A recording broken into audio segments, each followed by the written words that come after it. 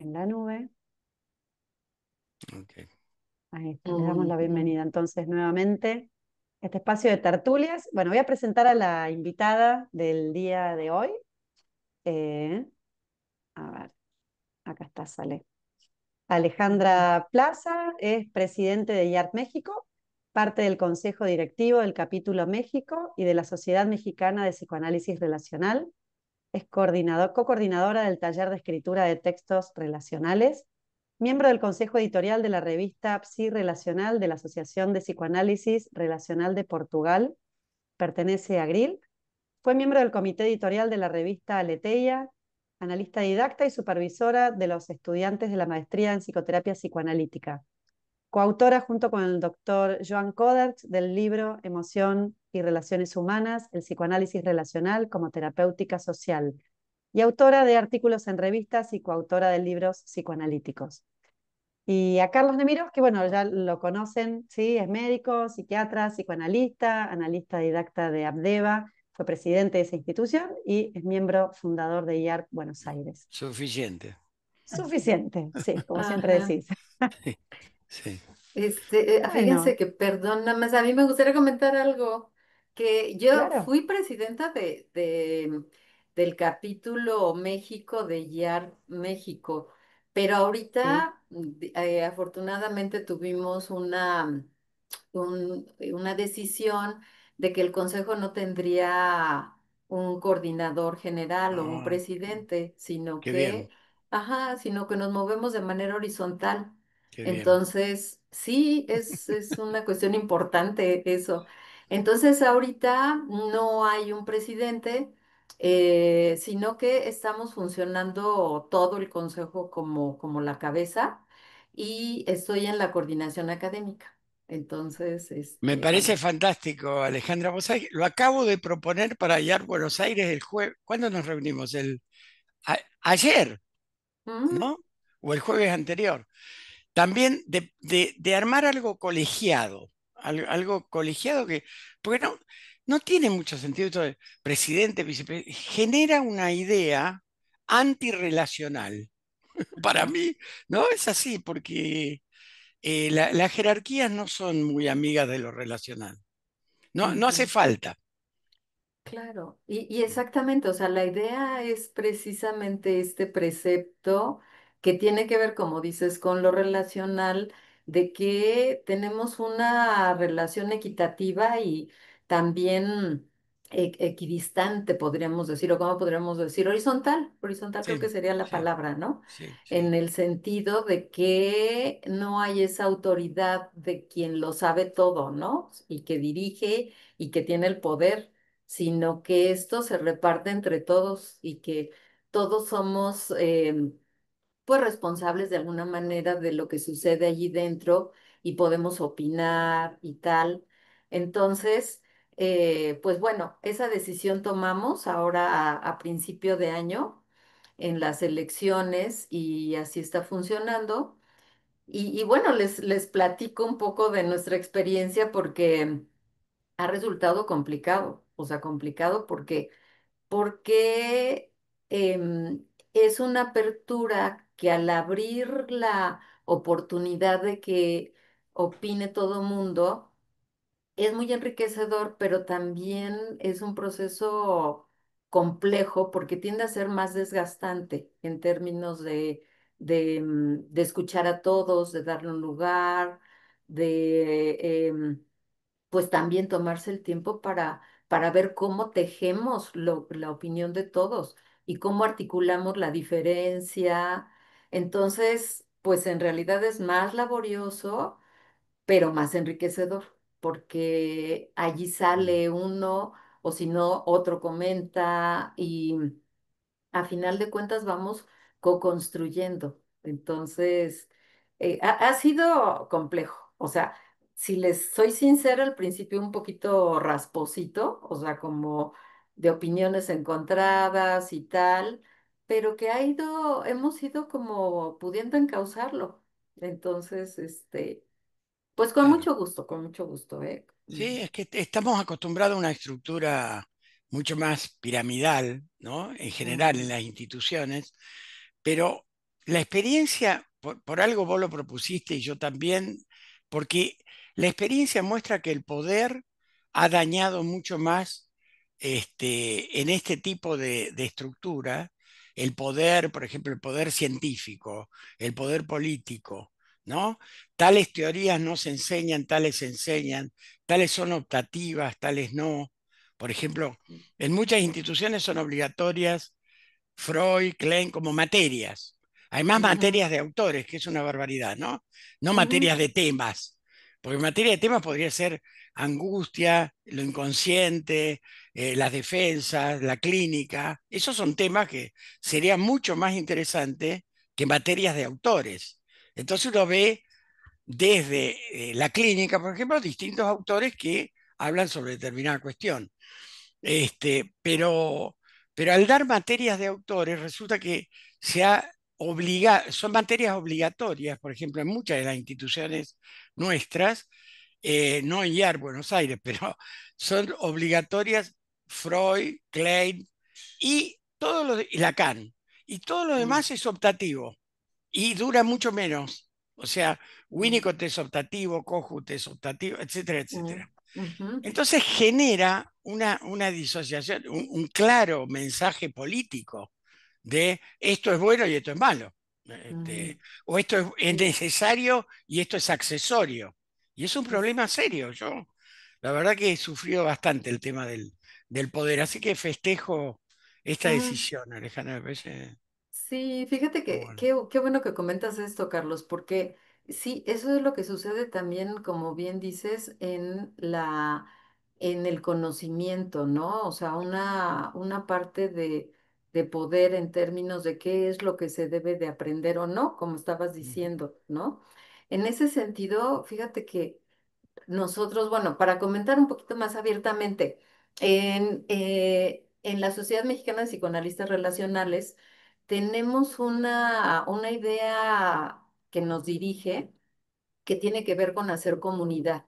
O sea, además de la difusión del psicoanálisis relacional, del aprendizaje también de los conceptos teóricos y prácticos, como diría Jovan Coder, está una tendencia en donde buscamos que sea una comunidad que crea una base segura para los integrantes, o sea, que tengan una red de vinculación con personas interesadas en el psicoanálisis relacional, pero que sientan ese apoyo, que tratando de que no sea una cuestión de competencia, de rivalidad, de como de descalificación a quien no piense igual, sino que se puedan tejer estos lazos de vínculos de comunidad, ¿no?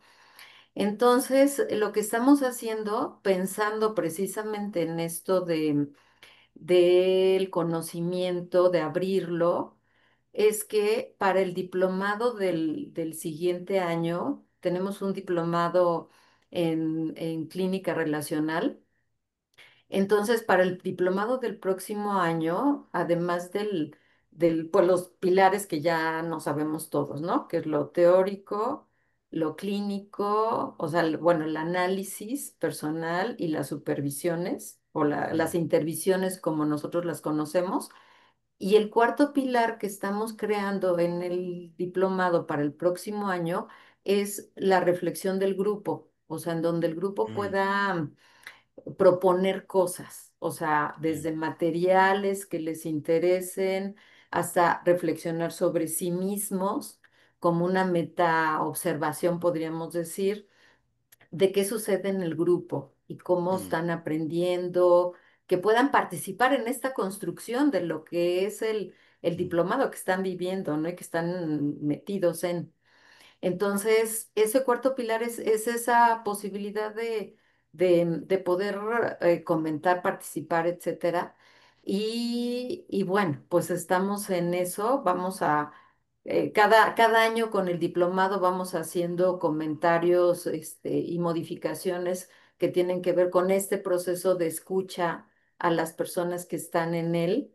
Y bueno, pues vamos a ver precisamente qué sugieren y también hasta el punto donde nosotros podamos realmente construir algo, ¿no? Porque o sea, es decir, habrá cosas que no se podrán integrar como tal, que lo podamos desear, pero a lo mejor no lo podemos integrar, ¿no? Entonces, como en términos realistas, ¿cómo hacemos esta co-construcción de lo que ellos proponen y de lo que nosotros también podemos incluir, ¿no? Entonces, pues estamos en eso, Sí, sí. es un gran reto realmente. Es lo que vos Ujú, decís, además es mucho más trabajoso. Es más democrático, pero más trabajoso, ¿no?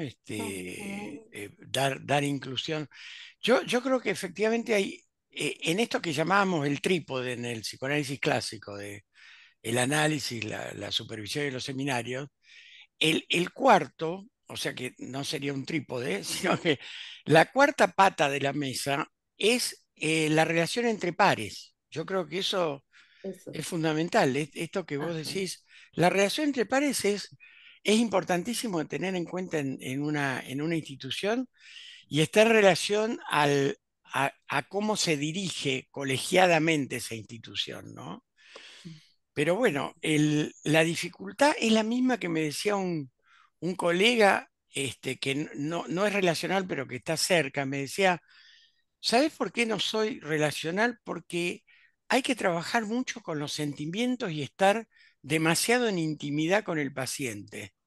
Y le digo, bueno, pero eso es un buen análisis, ¿no? Más allá de relacional, no relacional.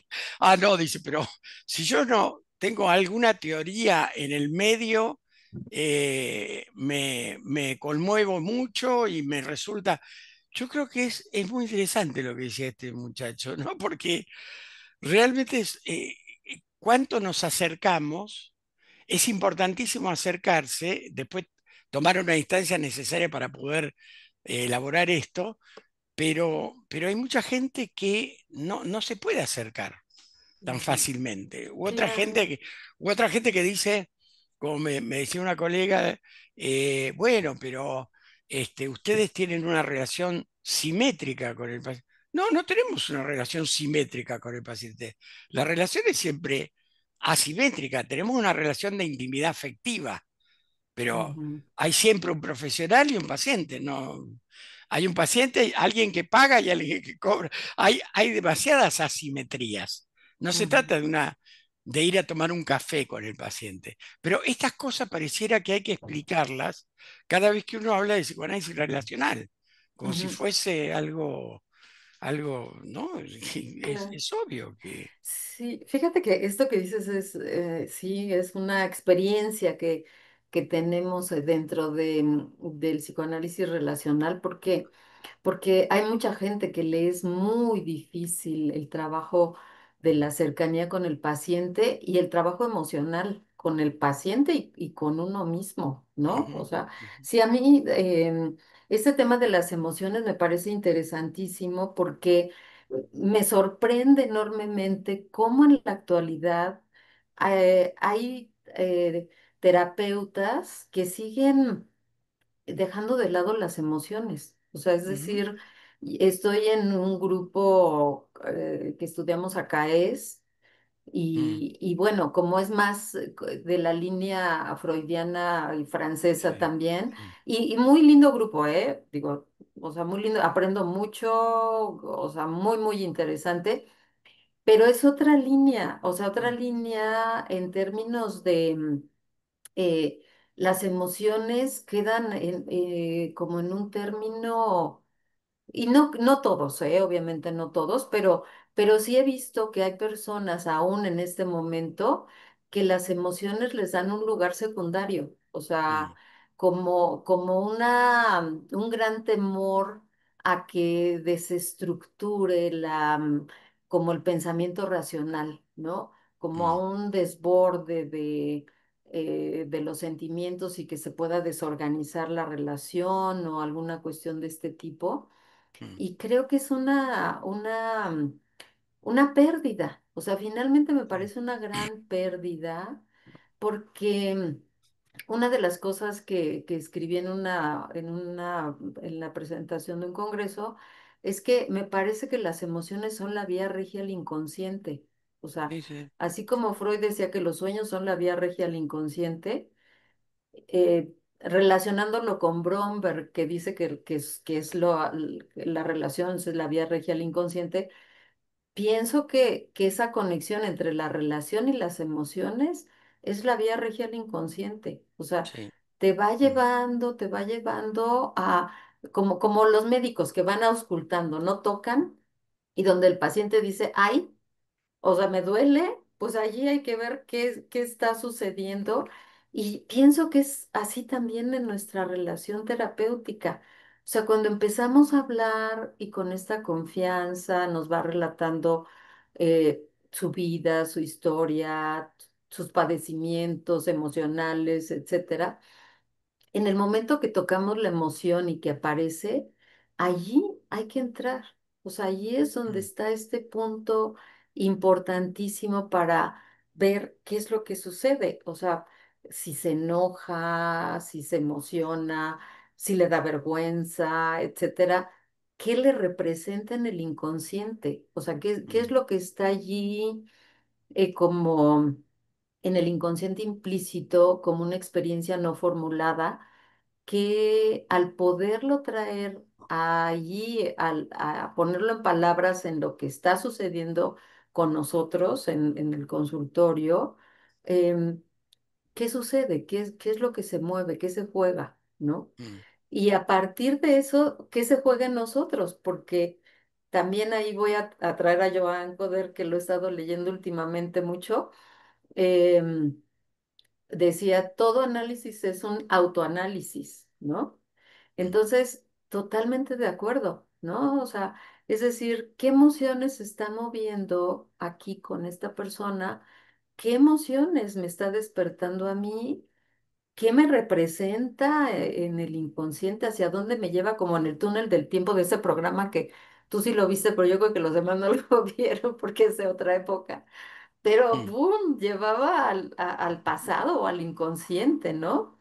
mm. Ujú. Entonces, en ese sentido, a partir de esto que va surgiendo en el inconsciente, podemos ver en este campo emocional.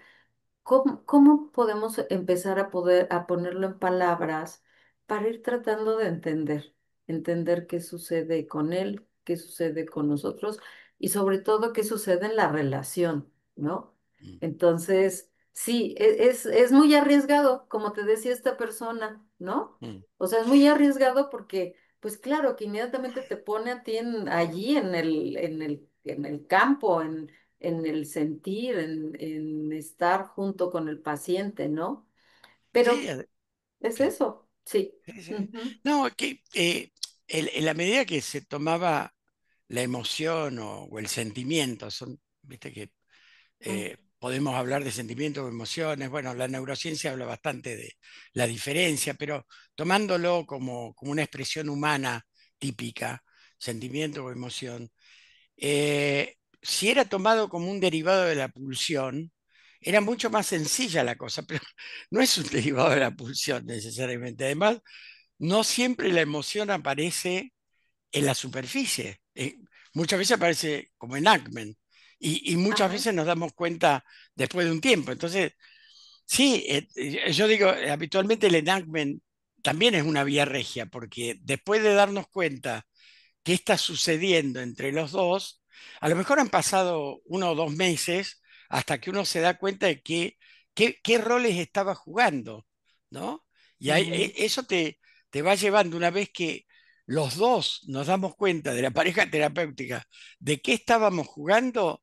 Bueno, es interesante cómo eso te va llevando a ciertos aspectos inconscientes que solamente aparecen actuados. Vos dijiste el inconsciente procedimental y aparece de ujú, esta manera, ¿no? Aparece actuado. Y eso es todo un aporte del psicoanálisis relacional importantísimo y que no es tan fácil de explicar para la gente que tiene la idea típica de yo super yo ello o inconsciente preconsciente, ¿no? No, ujú, no es tan fácil de explicar o aún para los kleinianos que tienen la idea del mundo interno, etcétera, esta cuestión del procedimiento, de lo implícito, de ujú, aquello que aparece sin que nos demos cuenta. Esto es sumamente valioso, ¿no? claro. y tenemos que Sí. trabajar sobre eso. A mí, ¿sabes que me quedé pensando en esto de la comunidad que vos Ujú. decías antes Sí, de dejar sí. este tema? Porque me parece muy importante también la idea de que en los cursos nuestros o en las supervisiones no solo sea una cuestión de discutir alrededor de un relato clínico, ¿no? Sino de alojar a las distintas personas que piensan diferente, que les pasan distintas cuestiones con ese relato, ¿no? Parece muy Ujú. importante lo de comunidad, llamarlo así. Ay, Fíjate buenas tardes. que Ay, ¿ya me sirvo? Sí, por favor. Sí. a ver, ya. Sí, fíjate que en eso estamos exactamente en esa tesitura, ¿no? Porque tenemos una de las actividades que tenemos que es lindísima, la llamamos intervisión, de Mm, acuerdo a ese concepto que tiene Nerida Orella sí, y que creo que también hay otras personas que lo han venido sí, trabajando sí, sí. en donde precisamente no es el supervisor que Mm, supervisa cómo se está llevando el trabajo clínico, sino que es el grupo de pares quienes tienen esa oportunidad de brindar su propia experiencia. De hecho, aquí están Alicia Ramos y Marce López, que son quienes coordinan este proceso de intervisión. Entonces, mm, ellas están en ese trabajo eh, precisamente con esta idea que acabas de decir, o sea, que no, o sea, tratando de quitar de ese pedestal a quien todo lo sabe, ¿no? Al supervisor y tal, sino que todo el grupo puede aportar algo. O sea, todos tenemos eh, vivencias que nos permiten entender qué sucede con ese paciente y con ese terapeuta y esa diada. Y mm, entonces podemos aportar algo que va a ayudar a entender a la persona que está ahí, pues qué está viviendo, ¿no? mm, Hemos tenido experiencias muy interesantes porque lo que el grupo co-construye va dando una idea más amplia, ¿no? O sea, es mm, decir, a veces surgen opiniones contrarias, a veces complementarias, pero ya el terapeuta es quien va hilando su propia construcción de qué es lo que se conecta con él, ¿no? ujú, ujú. Entonces, en ese sentido, creo que eso es una parte que es buenísima y que estamos tratando de seguir adelante con ese proceso como de desarticular la cabeza, el líder, ¿no? Lo que se pueda, el poder, ¿no? Y lo que se pueda realmente, ¿no? Porque a veces pienso un poco que puede ser una posición muy idealista, ¿no? De tener una visión así Sí, y que, digo, a la larga de los años, a ver si no recibimos trancazos de golpes de la vida que nos empiecen a enseñar que sí se puede, no se puede estos ideales, ponerlos en pero práctica o no. es inevitable la utopía, es inevitable la utopía, lo cual no quiere decir que uno llegue a eso, Ujú, pero además porque han pasado más de 100 años de evolución del psicoanálisis, entonces ujú, eh, ya uno antes podía ser freudiano cuando empezó el psicoanálisis, después kleiniano, después lacaniano, después hoy ujú. podemos dejar el ano tranquilo y los relacionales, claro, porque los relacionales lo relacional es un aporte de distintos tipos de perspectivas, desde Ferenczi del 30 y pico hasta las perspectivas actuales. Entonces, eh, desde la neurociencia hasta la sociología, etcétera. Es decir, cuando ampliamos el ambiente, ¿no? Y no lo circunscribimos a la madre, por ejemplo, y ampliamos el ambiente a lo social, lo político, etcétera, dónde estamos viviendo, y hacemos una especie de diagnóstico situacional, yo lo llamo porque no tengo otra manera de llamarlo. ¿Cuál es la situación en la cual está esta persona?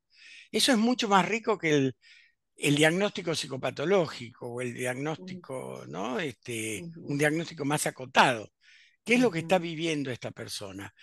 Y esto sí, es, bueno, esto es también parte de la época, ¿no? En la época nuestra no podemos encerrarnos en Vergase 19. No, mm, no podemos encerrarnos ahí ujú, con un paciente y dedicarnos a ver cómo funciona el aparato psíquico, sin, ujú, sin saber dónde está esta persona, en qué comunidad, en qué familia, etcétera, ¿no?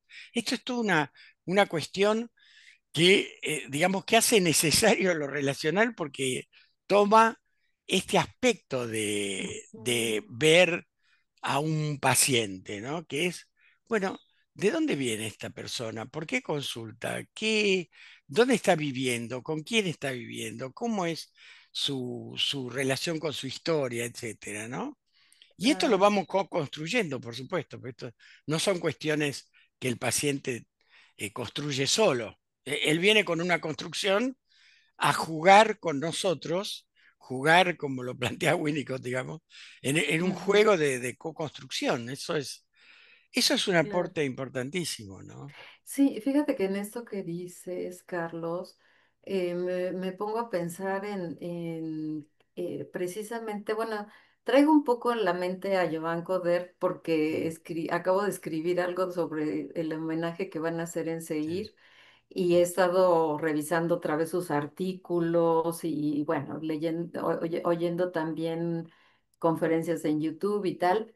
Y bueno, es que creo que este giro que tiene el psicoanálisis relacional en nuestra época, tiene que ver con una dicotomía que se abre en este momento en nuestro mundo, en donde hay una parte de tomar a las personas como personas, o sea, humanas, con una parte de humanismo que siempre trajo Joan Goder en sus trabajos, pero también una parte de cosificación, que esa es la dicotomía, una cosificación de las determinista, personas claro, claro, terrible, claro. en donde cumplen una función de comprar en esta parte capitalista neoliberal de poder utilizar a la gente para su beneficio.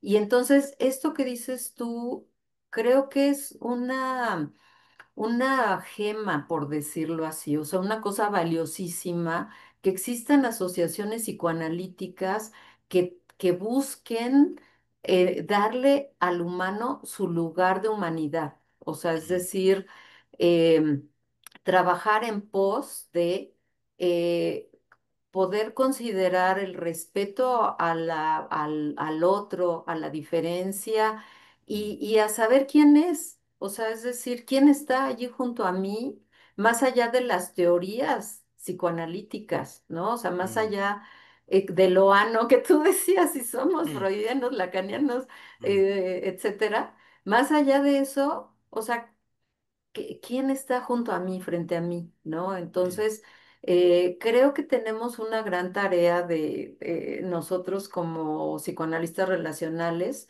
porque una de nuestras posiciones es precisamente, más allá de dejarnos infundir por una teoría que nos es útil, o sea, sí nos es útil, pero no dejarnos avasallar por esa teoría y tenerla en la mente para decir esto es lo que conviene, esto es mm, lo que técnicamente sería lo mejor y tal, sino quitarnos esta armadura y esta estructura que nos protege para estar con el paciente, sentirlo, sentir por qué sufre, qué nos mueve, qué nos duele a nosotros, o qué sentimos, o cómo nos pasa por la carne lo que está sintiendo, también su mm, alegría o su vergüenza, lo que sea, cómo lo sentimos en nuestra carne, ¿no? O sea, qué sucede allí Y ahí es donde estamos vulnerables, o sea, ahí es donde este amigo, esta persona que conoces, y muchos terapeutas se sienten ante esa angustia de qué voy a vivir, a sentir, cómo me va a cuestionar, cómo me va a quitar toda esta estructura que me ayuda a sentir que yo soy el que sé, ¿no? Claro, sí, Entonces, en ese sentido, sí creo que un aspecto fundamental es esta lucha contra esa cosificación y con esta parte en la mente bueno, esto que Joan Coder decía algo que también era criticado y polémico un poco, pero decía, los pacientes se curan por amor, ¿no? O sea, sí, y entonces decía, no o sea, el amor no es lo único, a lo mejor no es suficiente, pero sí es necesario. sí. Ajá, o sea, y entonces es criticado porque a ver, y creo que es una crítica que se hace al psicoanálisis relacional, ¿eh? O sea, no solo a Me ha él, dado muchos dolores de cabeza esta frase de Coder, exacto, porque me han dicho, bueno, vamos a definir amor, ¿no? Y yo lo definía un poco como vos le dijiste recién, la carne usaste. No usaste el término empatía, sino en carne propia, ¿no? Que yo uso el término resonar, no mm, empatizar, sino resonar con el paciente, ¿no? Que tiene que ver con algo corporal, ¿no? Pero si yo estoy disponible para el paciente, cuando mm, muchas veces me han criticado como relacional tomando esta frase de Coder, ah, pero vos querés a los pacientes. Mira, si no hay amor en el sentido de dedicarme a esto, estamos hablando de un amor de un terapeuta, un paciente, un amor a la profesión, de un amor a tratar de ayudar en el sufrimiento. No estamos hablando ni de mm, furor curandis, ni de amor sexual. No se trata de eso, se trata de amar lo que uno hace y lo que uno hace está en relación con el paciente, de eso. Pero te digo que lo tuve que explicar 10.000 veces y nunca me han creído. Pero bueno, es así el prejuicio, porque además tenemos que deconstruirnos nosotros, porque por lo menos yo me he formado en una institución que primero fue freudiana, después kleiniana, después lacaniana, o sea, tenemos que deconstruir una serie de ideas, prejuicios y mm, de darnos cuenta que las teorías tienen fecha de vencimiento también, que las teorías son finitas, que dan de acuerdo a la época, ¿no? La ajá, teoría responde a la época y al autor, y eso se ve muy claramente en los autores, como cada autor hace una teoría que tiene que ver con su propia biografía. Eso está en Freud, se ve claro, en Winnicott, en Kohut se ve clarísimo, cómo está mm, de acuerdo a su propia biografía y su propio tiempo. Entonces, en sí, este tiempo hablamos de otras cosas, no hablamos de lo que hablábamos en 1950, hablamos de claro, otras claro. cuestiones. La subjetividad ha cambiado, ¿no? Ujú. Sí, fíjate que esto que dices de exactamente entender qué es la parte de amor, porque no es, o sea, no es como permitirle al paciente cualquier cosa o darle, tener una relación amorosa, obviamente no es eso. Yo, fíjate que la lectura que hago de esto tiene que ver con la cuestión de considerar al otro como una persona diferente y con la humanidad que le corresponde, o sea, con su lugar en el mundo. O sea, Sí. eso sería mi explicación o mi lectura, más que explicación, es mi lectura de lo que es el amor, ¿no? Al paciente. O sea, Ujú, es decir, esta cuestión de saber quién está allí frente a nosotros y por qué le duelen las cosas, ¿no? O sea, mm, entonces, en ese sentido, y que puede ser diferente a lo que yo pienso, ¿no? Entonces, pero que tiene un lugar en mm, el mundo. Eso es mm, como yo lo pensaría. Y de esa manera también creo que esto que tanto se critica el psicoanálisis relacional, o sea, lo que yo he escuchado es esto de que tendemos a validar al paciente sus emociones, aun cuando sean lo que le está causando dolor y daño, y que esto es algo que a final de cuentas no le va a ayudar. Es la crítica que yo he escuchado. ujú, Y es que no es nada más una cuestión. automática de validación del paciente y de las emociones, sino que tiene que ver, como tú lo dijiste, con esta resonancia que nos causa a nosotros, ¿no? O sea, Mm, es decir, con esta parte de qué es lo que a mí me está haciendo sentir, porque claro, o sea, hay cosas que podemos validarle en entender qué lo llevó a sentir y actuar de tal mm, manera, pero también a partir de esta resonancia, qué es lo que le está haciendo que sufra ante una repetición de cosas que son dolorosas, etcétera, ¿no? sí. Entonces, Sí. sí, o No, sea, no, no, dime, no, dime. adelante, adelante. No, No, bueno, no, nada más para decir perdón, nada más para completar es un esa idea. verdadero diálogo esto de interrumpirnos. Esto hace verdadero al diálogo, porque no es que vos te Ajá, hablás y yo hablo. En psicoanálisis pasa lo mismo. Es decir, nos ajá, superponemos, hablamos así, es parte del diálogo humano. No tiene. exacto. Sí, sí. Pero Sí, porque sigue son tú. cosas que te hace pensar, ¿no? Lo que estás diciendo me hace pensar Sí, y sí, bueno, a ti también y tal. sí, Imagino sí, que sí, todos los que nos están escuchando también, ¿no? sí, sí. Sí, entonces, sí, en ese sentido, o sea, nada más era ya una cosa en relación a que creo que en esta parte de poder sentirnos nosotros, en encarnarnos, en resonar y todo esto, hay una parte de mucha valentía que nos lleva a poder meternos a nuestro propio inconsciente en la medida de lo posible para ponerlo al servicio del paciente y no necesariamente en una autorrevelación que pudiera ser, pero no necesariamente. Pero lo que está jugándose allí en el momento, en la relación, nos, nos da una gran información acerca de lo que sucede allí y entonces esto es algo pues utilísimo, ¿no? Entonces, Mm, eso era nada más como la idea que quería agregar. mm. Ujú, Vos dijiste autodevelación. Yo uso la autodevelación. Me ha dado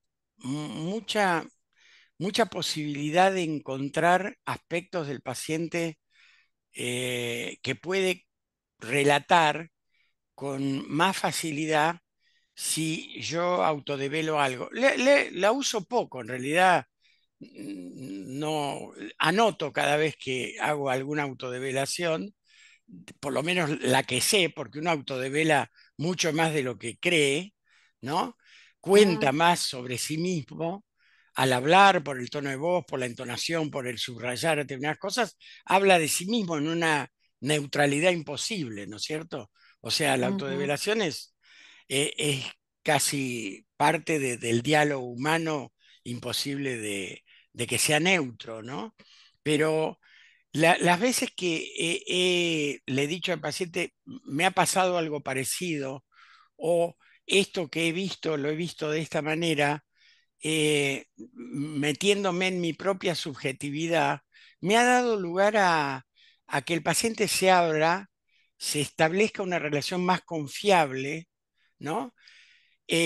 Y sin que necesariamente tenga que develar algo íntimo que no quiera decirlo. Lo íntimo es una cuestión de cada uno, ¿no es cierto? Y la intimidad que podemos lograr con el paciente es una intimidad afectiva, es lo que Buber llama el diálogo verdadero, mm, ¿no? Un diálogo verdadero es un diálogo afectivo, íntimo, etcétera, pero donde uno puede traer ciertas cosas personales y otras cosas no, donde necesariamente hay algún filtro, alguna restricción en función de la demanda del paciente, en función de que el paciente es un paciente, no es un amigo, no es una pareja, no es un padre, no es un hijo. Podemos jugar a todo eso como un juego, por eso hablaba antes del enactment, ¿no? Pero sí, no creérnoslo, sino tomarlo ajá. como material de análisis, ¿no? Claro, sí. Sí, Eh, fíjate que esto sí creo que es una cuestión pues delicada, podríamos decir, ¿no? Porque porque como bien dices, pues revelamos muchísimas cosas de manera automática, Mm. pero también hay cuestiones como más de la vida, podríamos decir, que en cierto momento uno puede compartir sin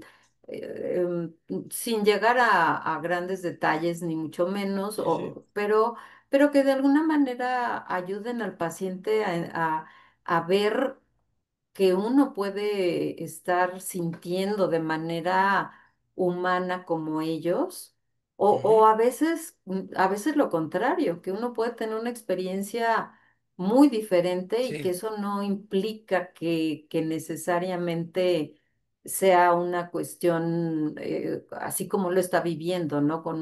sí, sí, sí, sí. Irrevocablemente como él lo ve, ¿no? O sea, por ejemplo, ahorita recuerdo un paciente que estaba con una cuestión de muy angustiado porque a lo mejor la chica con la que está saliendo había quedado embarazada y tal, porque no le bajaba y este asunto, y entonces decía, es que tener un hijo para cualquiera es una cosa que te lleva a ser esclavo de ese bebé, es una cosa bebecéntrica, ¿no? O sea, en donde tu vida queda en un segundo término y tú ya solo vives para el bebé. Y entonces, bueno, angustiadísimo y bueno, pensando en qué hacer y tal. Y yo le dije, bueno, yo he tenido dos hijos y no me he sentido esclava de mis hijos. O sea, fue lo que Está, dije, ¿no? está O clarísimo. sea, y ya, o sea, sin relatarle más ni nada. Claro, claro, claro, Pero como diciendo, pues hay otras experiencias en la vida, ¿no? Y no quiere decir que lo mejor sea tener hijos o no tener hijos. Cada quien claro. va a tomar sus decisiones, pero abres otra posibilidad de reflexión, ¿no? Y esto, pues yo sé que es muy criticado también, ¿no? Por la cuestión de lo que implica Y lo- para el paciente, los pero que de lo alguna critican, manera. los que lo critican lo hacen, pero no lo cuentan. Exacto, así es, Sí, ¿no? Sí, sí, sí, así sucede. Entonces, porque además abre la oportunidad de trabajarlo, ¿no? O sea, eso sí, abre claro, una oportunidad de revisarlo allí, de qué le significa a claro, él, claro, claro. ¿no? O sea, Yo, ajá, y de que la transferencia, bueno, la transferencia y la relación con el paciente de alguna manera no es solamente lo que deposita de sus objetos pasados, sino que es la no, relación claro. real de lo que está sucediendo en este momento, ¿no? Vos sabés que Ujú, yo tenía un paciente adolescente que una de las cuestiones que planteaba es que no sabía cómo acercarse a una chica, cómo conquistar a una chica. ujú, Entonces se hacía programas y decía, preguntaba a los amigos. Yo dije, mira, te voy a contar una experiencia que yo tuve cuando yo tenía 14, 15, un amigo que era mayor, ya tenía experiencia, me dijo, mira, para acercarte a una chica, primero la tenés que invitar al cine, después en el cine, cuando apagan las luces, tomarle la mano, después de tomarle la mano, pasarle el brazo por el hombro y entonces acercarte, y después darle un beso en la mejilla, y después darle un beso en la boca. Era toda una secuencia. Me había enseñado una técnica. Entonces yo hice lo que me dijo este chico mayor, fui al cine, la invité a una chica, fuimos, le agarro la mano y me da un beso en la boca. Y me arruinó todo lo que había aprendido. Entonces le contaba esto a un paciente y nos reímos los dos y ujú, decíamos los dos juntos, viste, no hay ninguna técnica, no hay ujú, ninguna técnica, es lo que te va saliendo. ujú, Esta autodevelación a mí me sirvió muchísimo. ujú, Eh, ujú, Tengo tres o cuatro anotadas nada más, pero esto a mí me sirvió para que el paciente se sintiera más confiado, que vea mi vulnerabilidad propia de preguntar y no saber, ujú, que se dé cuenta que yo también fui adolescente, que en la ujú, adolescencia pasa eso, que ujú, bueno, que hay que experimentar y que nada es un fracaso tan terrible. Para todo eso sirvió, fue sumamente útil, ¿no? ujú. Sí, sí, yo creo que esta parte que dices, Carlos, de la vulnerabilidad y demostrar la vulnerabilidad, Mm, pues es algo clave que afortunadamente el psicoanálisis relacional ha traído a nuestro trabajo y que de alguna forma em, creo que es una cuestión, como, ¿cómo podría decir? Como difícil, porque también me parece que implica una parte de cuidado al terapeuta. O sea, es decir, es como un juego de ida y vuelta entre eh, la posibilidad de mostrar nuestra vulnerabilidad, pero al Mm, mismo tiempo también registrar hasta dónde podemos expresarla, qué nos va a sí. mover, cómo podemos pues cuidarnos en ese sentido, o sea, Ujú. porque también curiosamente esto que decía tu amigo, que nos ha traído mucho material para comentar, Sí. fíjate que creo que este riesgo que tenemos nosotros de trabajar con nosotros, con nuestro cuerpo y con nuestra alma y espíritu y todo, sí nos pone verdaderamente en situaciones de riesgo y de vulnerabilidad. Nuestro trabajo es muy bonito, pero muy demandante, o sea, Ujú, muy absorbente, podríamos decir, y ujú, que requiere, yo pienso, de una serie de cuidados, podríamos decir, o una serie de acciones también para mm, mantenernos, bueno, saludables o, ¿cómo podría decir? Con cierta fortaleza para continuar con ese trabajo. O sea, es bueno, decir, ¿no? Pienso, por ejemplo, en cuestiones como, digo, desde cuestiones de hacer ejercicio, de comentar lo que hacemos, pero también de conocer nuestros límites, o sea, de mm, saber hasta dónde en un momento dado podemos relatar algo, hasta dónde nos va a lastimar, mm, si es una sesión en donde finalmente estamos muy movidos, qué es lo que vamos a hacer con ello, o sea... Estas reuniones de intervisión, por ejemplo, también nos permiten compartir lo que sentimos y a partir de eso diseñar estrategias para poder pues sí, tener una visión de cuidado. Porque así como decía hace un momento, que las instituciones al crear comunidad, pienso que es una visión de cuidado con las sí, instituciones, ¿no? sí. De poder entender qué sucede para brindarles seguridad y estabilidad. Mm, También así nosotros necesitamos crear sostén o crear cuestiones que nos ayuden precisamente sí.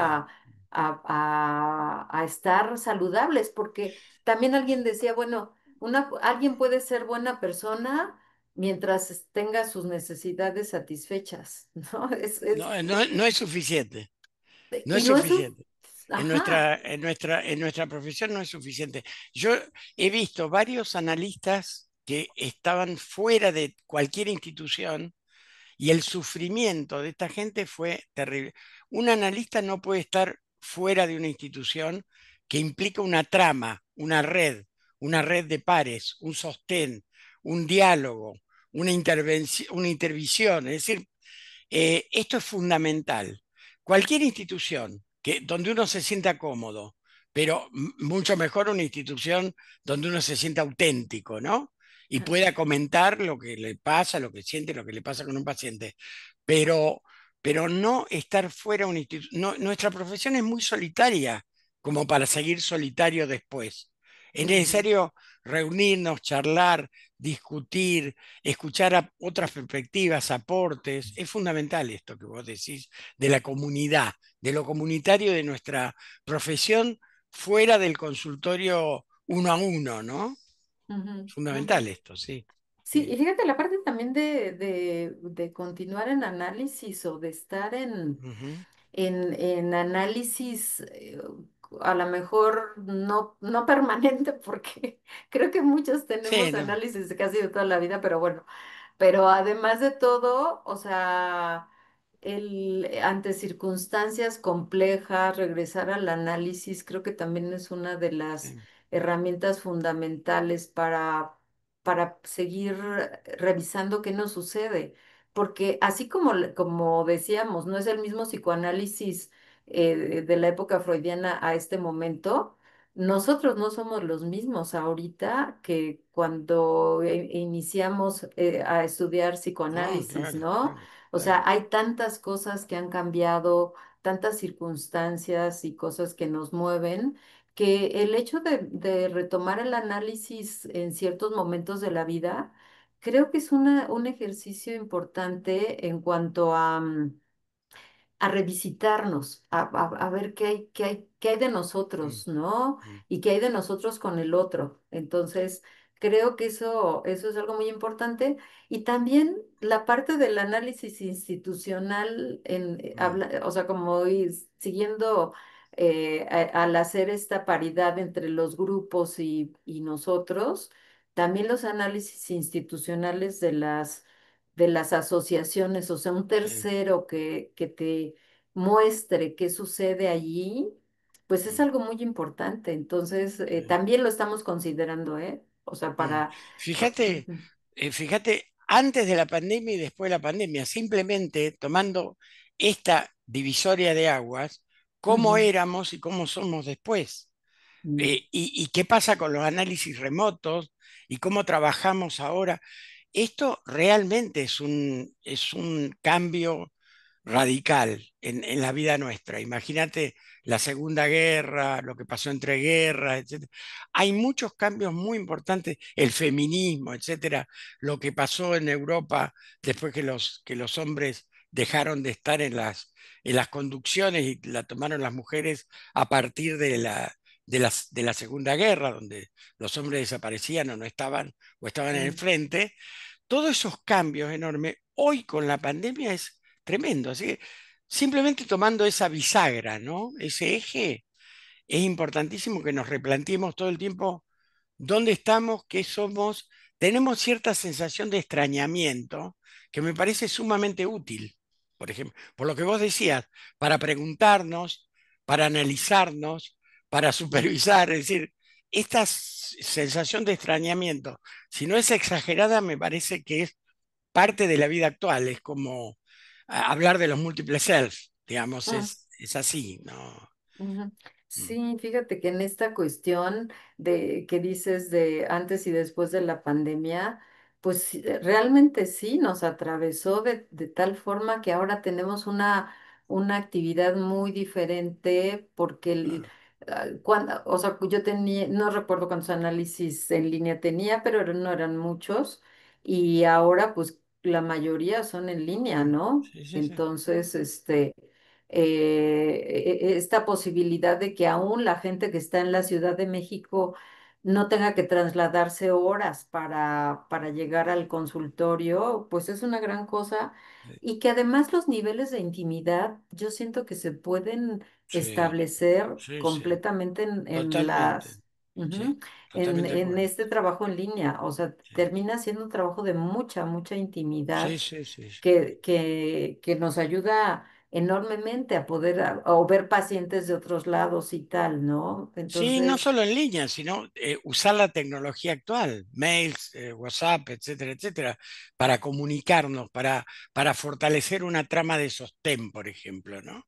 La ujú, tecnología aporta muchísimo, hay que poder usarla, pero nos permite, si la usamos bien, mejorar nuestro sostén, por ejemplo. ujú, Es muy diferente a lo presencial, pero bueno, todo el mundo no lo acepta y la gente que dice volvemos a lo presencial como si uno volviera.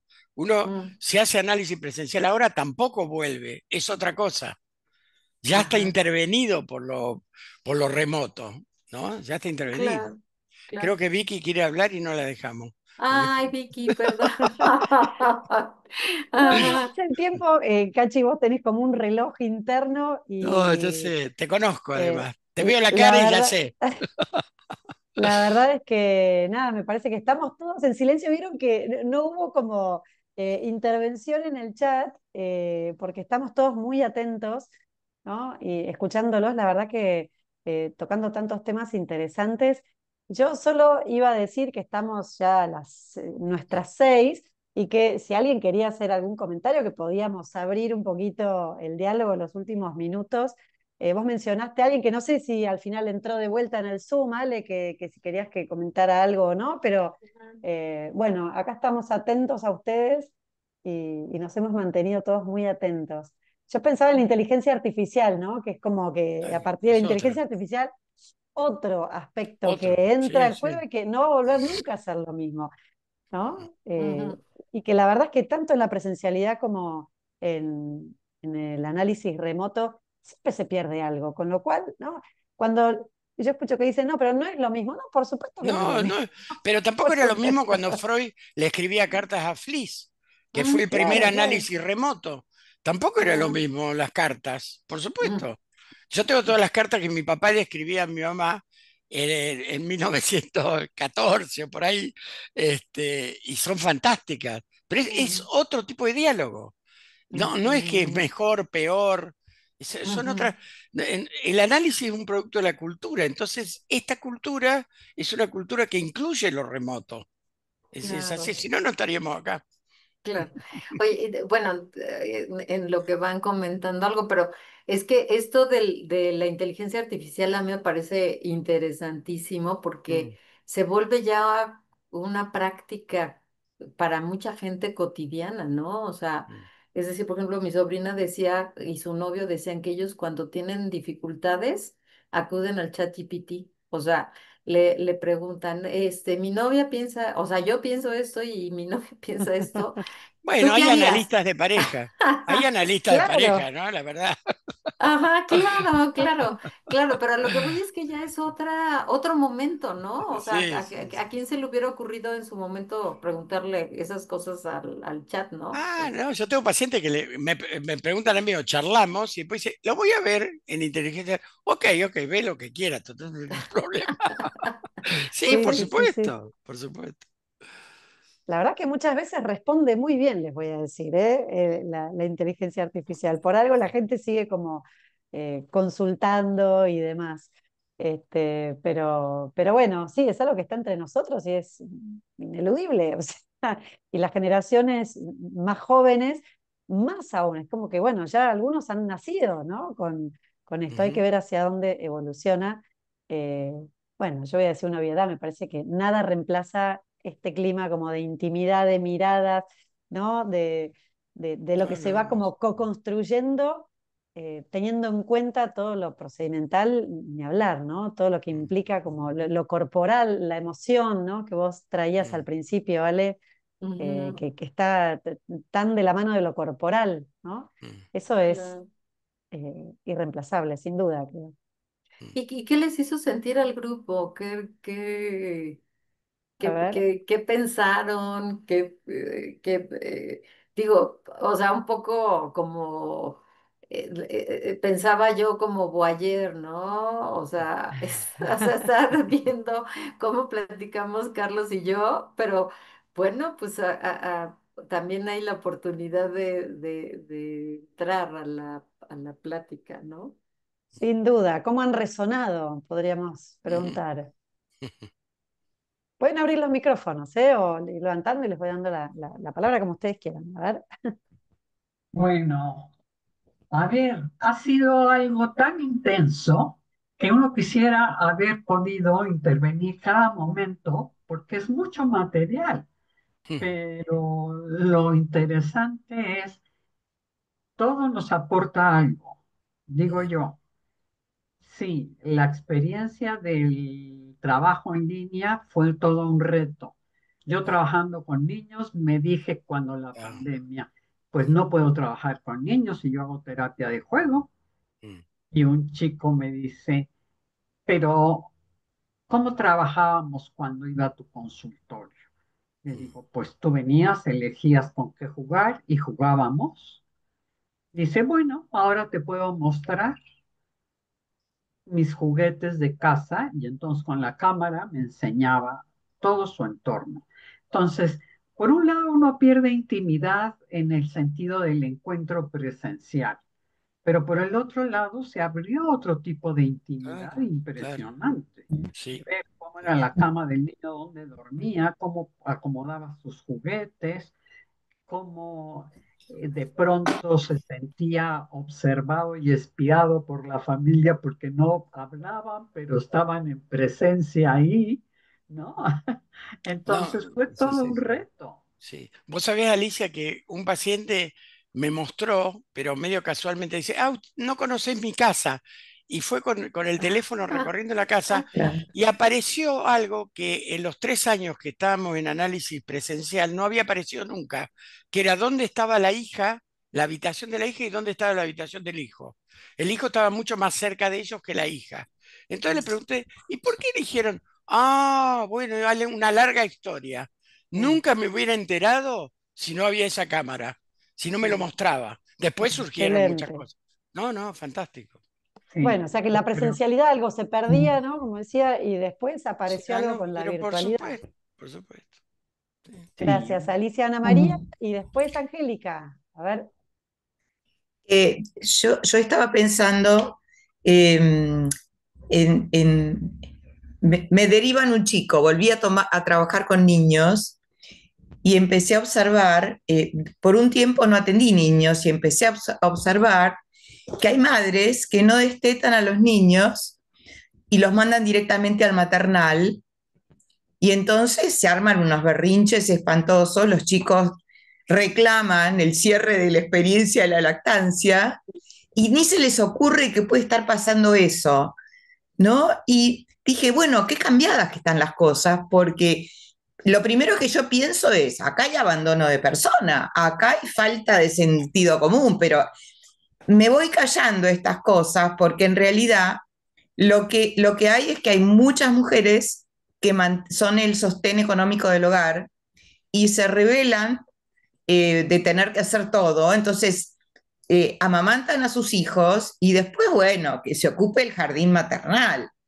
Entonces yo les hago chistes, digo, bueno, en los jardines maternales van a tener que poner cartelitos que digan, acá no destetamos niños, Mm, ¿no? Pero una confusión de contexto y entonces el tema acá es cómo digo, cómo intervengo. Bueno, ahora voy a hacer una alianza con el papá, porque el papá cuando está citado viene en tiempo y forma, y la mamá suspende todo el tiempo las entrevistas a las cuales yo la cito. Pero es como que me impactó muchísimo la diferencia del tema de la lactancia y del destete. Cero destete. Es la segunda experiencia que tengo. Bueno, eso quería contar. Todo lo emotivo que me gracias, despertó. Todo sí, lo emotivo. Y agradezco este gracias, encuentro que me resultó muy acompañador. Gracias. gracias, Ana. Angélica, ¿querés desmutearte? Ahí va. Ah, muchas gracias. Pues sí, es fascinante, ¿verdad? Escucharlos dialogar. A mí me parece muy importante retomar este asunto del malestar, ¿no? Y cómo esa cuestión del malestar emerge también en esa interacción, ¿no? Y que todo cuando oía a Alejandra decir, bueno, critican a los relacionales porque, pues, incluyen la emotividad, o así lo escuché, ¿no? O la importancia de incluirla a los relacionales. Y, sin embargo, eh, me pregunto si realmente es imposible no meterlas en todo momento y a cada instante, ¿no? O sea, que en realidad están dirigiéndonos y ahora cada vez más con de los análisis de los electrodos y toda esta cuestión. A mí lo que me ha impactado del psicoanálisis relacional, y quería preguntarles a ambos, más como una pregunta, es justamente este límite entre el psicoanálisis relacional y el psicoanálisis vincular y Mm, el asunto del trauma, ¿no? Y del malestar ahí, sumado al malestar en la cultura ya desde la postura freudiana, ¿no? Porque eh, como creo que nunca antes está habiendo una efervescencia del malestar, ¿no? y que en la pandemia lo que, pues por lo menos a mí que trabajo con adolescentes más nos impactó fue el suicidio de adolescentes, ¿no? Incrementado en una manera exponencial y varones. Entonces, si bien es hasta donde he entendido lo relacional enfocado a esta construcción en el vínculo analista-paciente, ¿verdad? Y lo vincular en cómo esta relación también en el vínculo analista-paciente reactiva, pues como no sé si lo estoy entendiendo mal o cómo, pero que reactiva las vivencias tempranas, ¿no? Y entonces se va a reactualizar esa vivencia temprana muy, pues como siempre lo viví yo en el psicoanálisis, ¿verdad? Como pues estos procesos regresivos, pero que en esa reactualización se va a construir algo diferente, en ese vínculo, ¿no? Y entonces instaurar algo nuevo, que me acerca mucho pues siempre he estado más cercana a la postura de Donald Winnicott en mi explicación del psicoanálisis, cómo lo he vivido yo. Entonces, eh, si realmente es imposible no emocionar, ¿no?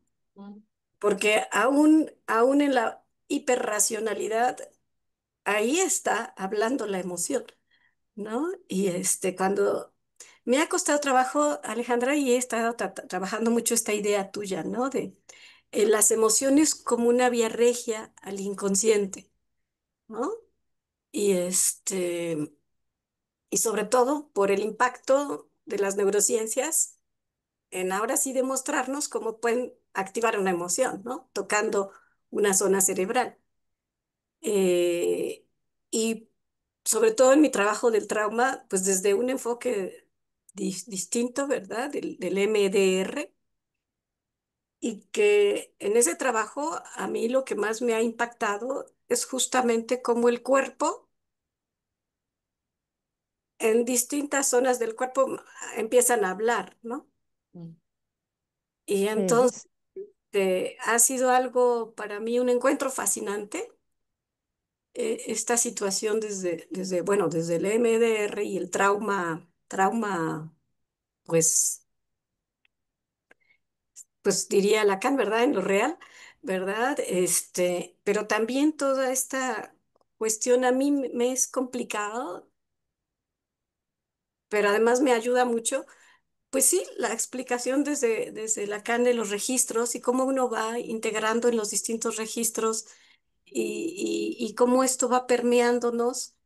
Este, disculpa, entonces, Angélica, que te interrumpa, discúlpame que te interrumpa. A Carlos Nemirovsky se le cortó internet, pide disculpas, pero son Ah, cosas. Hablando de la tecnología y de lo online, pide sí, disculpas, me mandó un mensajito. Estamos a término para cerrar, pero Ale, no sé si querés contestarle algo a sí, Angélica, sí, que no, planteó muchos temas y está bien, todo eso es lo sí. que te resonó de la escucha, ¿no? Ajá, No sé si querés decirle algo a Angélica y sí, después nos despedimos. claro, claro.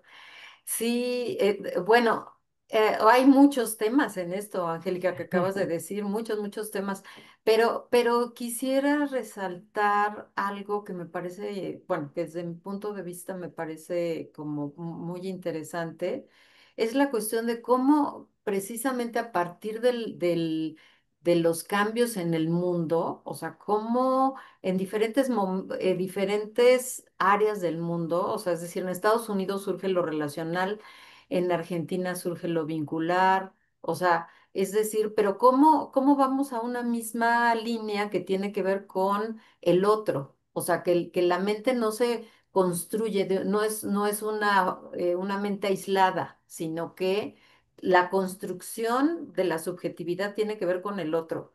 Y en eso son puntos de encuentro entre lo vincular y lo relacional.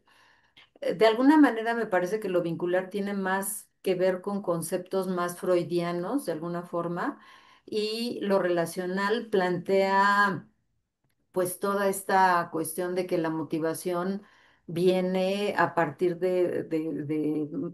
no de las pulsiones como tal, sino las fuentes de motivación que planteaba Lichtenberg, ¿no? Por ejemplo, estas cinco formas de motivación que hay. Entonces allí empieza a haber diferencias importantes, pero creo que en la parte medular que tiene que ver con la relación con el otro y cómo el otro construye la subjetividad, bueno, la relación.